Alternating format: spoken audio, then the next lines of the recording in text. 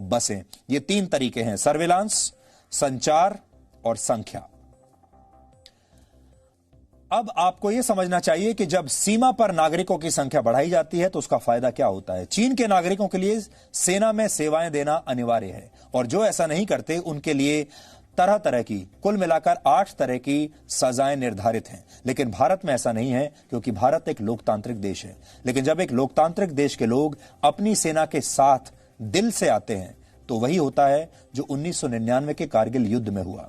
कारगिल युद्ध के दौरान लेह और लद्दाख के लोगों ने कैसे भारतीय सेना की मदद की थी, इस पर आज हमने एक खास विश्लेषण आपके लिए तैयार किया है। लद्दाख से जी न्यूज की यह ग्राउंड रिपोर्ट देखकर आप समझ जाएंगे कि कैसे युद्ध सैनिकों की संख्या से नहीं बल्कि राष्ट्रवाद की भावना से जीते जाते हैं।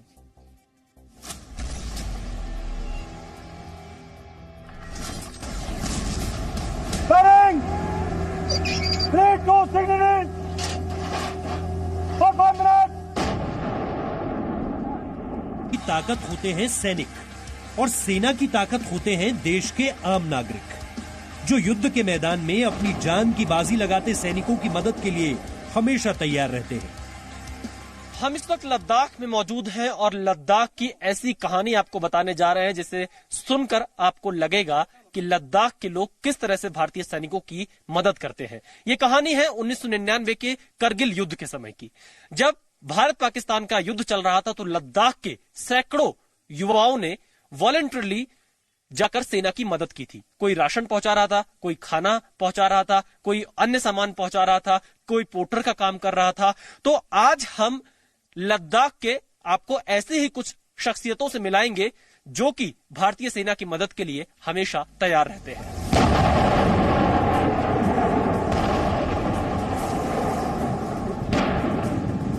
करगिल युद्ध के दौरान जब भारतीय सेना दुश्मन को पीछे खदेड़ने में जुटी थी, तब लद्दाख के लोग अपने सैनिकों के पीछे चट्टान की तरह खड़े थे।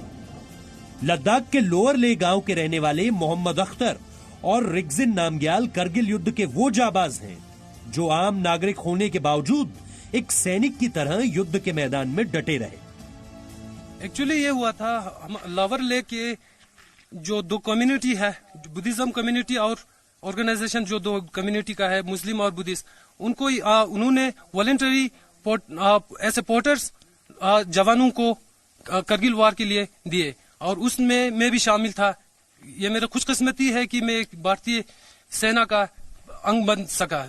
20-20 किलो के राशन जो है पैक किया हमने और रात के अंधेरे में 4-4:30 के करीब हम ऊपर चढ़ते थे और अपने साथ वाटर बोतल कैरी करते थे और ऊपर चढ़ते थे। ट्रक में जो आर्मी का अम्यूनिशन या राशन ऐसे ले जाता था, तेल वगैरह। तो बोडोट के पास रोड नहीं था, वहां तक छोड़ के वापस जाता था। जैसे रात को जाता था, दिन को नहीं। शुरू में यहाँ से ले जाता ना, उस समय थोड़ा डर लगता था। जब वहाँ पहुँचता है तो फिर डर नहीं लगता, फिर जाएगा सोचता है, फिर हम भी लड़ाई के लिए जाएगा सोचते, मान में आता है ऐसे। ये लद्दाख के सीमावर्ती गांव में रहने वाले लोगों की देशभक्ति और सेना के प्रति श्रद्धा ही थी कि करगिल युद्ध के दौरान सेना को कभी हथियार, गोला बारूद और राशन की कमी नहीं हुई। 64 साल के केपी आंगचुक वो लद्दाखी हैं जिन्होंने करगिल युद्ध में बेस कैंप तक तोप की गोलियां, बंदूकें और राशन अपने कंधों पर उठाकर पहुंचाया था। हम वॉलंटियरी हमारे एलबी के तरफ से हम 7 दिन वहां पर एजी पोर्टर हमने काम करके आए जी। तो वहां पर फौजियों को हमने बेस कैंप तक पूरा चीनी और जो भी खाने का चीज या जालो गोलियां, वो तोप का गोलियां होता है ना जी, वो सारा उठा के हम पहुंचाता था जी। सुबह 6 बजे हम लोग निकलता था, शाम को हम 4 बजे वापस अपने यहाँ पर नीचे दा में पहुंचता था जी। ऐसे ऐसे हर एक 7 दिन हमने फौजी के लिए हमने बिल्कुल देश के लिए काम किया जी। करगिल युद्ध के दौरान लद्दाख के पुरुषों ने ही नहीं बल्कि महिलाओं ने भी देश के प्रति अपने फर्ज को पहचाना और उसे बखूबी अंजाम भी दिया। युद्ध के दौरान सैनिकों को खाने पीने की कोई कमी ना हो, इसके लिए लद्दाख की महिलाएं खाना बनाकर भिजवाती थी। रिंछन लामो याद करती हैं कि करगिल युद्ध में लद्दाख के गांव में कैसे महिलाओं ने अपने फौजी भाइयों के लिए जी जान लगाकर काम किया।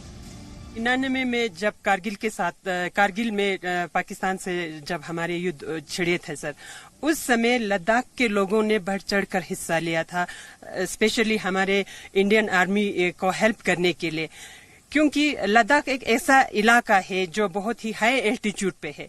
हाई एल्टीट्यूड एरिया में हाई एल्टीट्यूड फूड अगर उनको मिल पाते हैं तो बहुत ज्यादा सरवाइव करने में उनको मदद मिलता है सर। इसी बात को ध्यान में रखते हुए लद्दाख के मैक्सिमम महिलाओं ने घर में अपने घरों में रोटी बनाकर, बिस्किट बनाकर, हमारे जो यूथ है वो वॉलेंटियरली यहाँ से बड़े बड़े थैले लेकर, बैग लेकर उसमें डाल के पैदल जाते थे सर, और ये लोग पहुंचाने का काम करते थे, महिलाएं घर में रहकर बनाने का काम करते थे। करगिल युद्ध के ये अनसंग हीरोज 21 साल बाद भी उसी जोश और जज्बे से भरे हैं और चीन को सबक सिखाने के लिए गलवान के बलवानों के साथ कंधे से कंधा मिलाकर खड़े रहना चाहते हैं। लद्दाख के नागरिक हमेशा हिंदुस्तान के जवानों के साथ है और हमेशा जवानों के साथ ही रहेगा, हिंदुस्तान के साथ ही रहेगा। तो हमें जब जब मौका मिलेंगे हम बढ़ चढ़कर कंधे से कंधा मिलाकर इंडियन आर्मी का साथ देने के लिए तैयार है। देश के लिए हम लोग तो बॉर्डर पे बैठा है, जैसे हमने 99 में किया है उसी तरह यहाँ भी हमको करने के लिए हम जाना पड़ेगा, हम जाना है जी, बस बिल्कुल। लद्दाख के आम नागरिक ही नहीं बल्कि पूर्व सैनिक भी इस वक्त चीन के खिलाफ गुस्से में हैं और अगर युद्ध होता है तो आज भी मोर्चे पर जाकर चीन को सबक सिखाने के लिए तैयार है। अगर हमें मौका मिला तो हम आगे जाके, माँ कसम बोलता हूँ, हम आगे जाने के लिए हम तैयार है।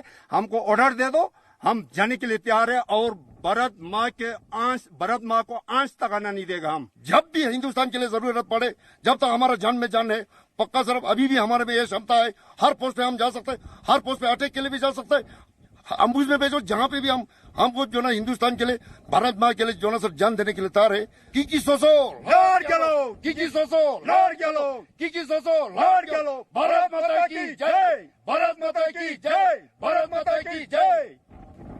कैमरामैन सूरज के साथ इसी जज्बे को सलाम करते हुए सचिन अरोड़ा, जी मीडिया के लिए।